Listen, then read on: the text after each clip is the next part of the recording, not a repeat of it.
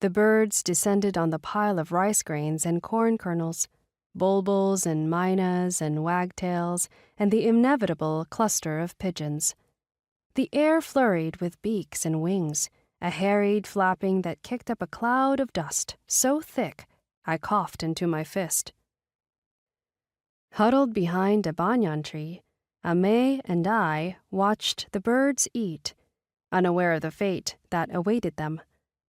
I consoled myself with the thought that their captivity would be temporary.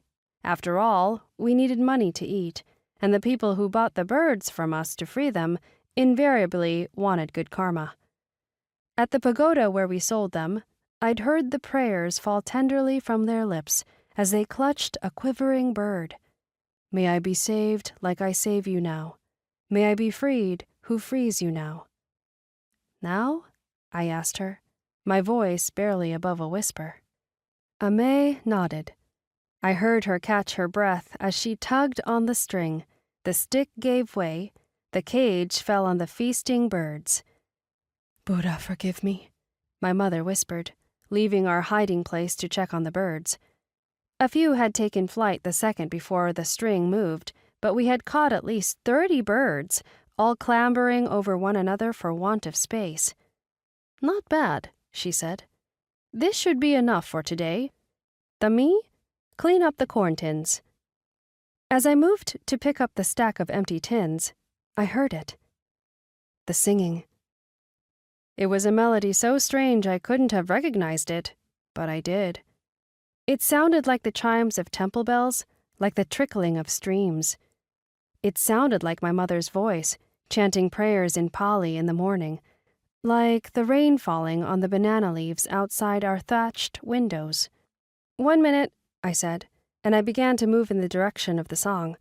I half heard my mother call, "Don't go too far. The bus will be here soon." But I didn't care. I had to find the source of that voice.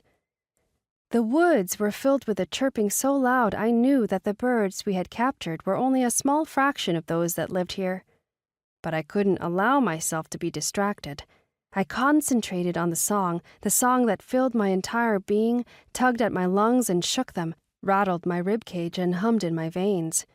It got louder and louder, the melody ringing in my ears until they began to grow hot.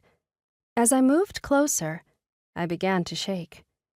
Then, when the music seemed to swell in my heart to the point I thought I might burst, I found it, where it was all coming from.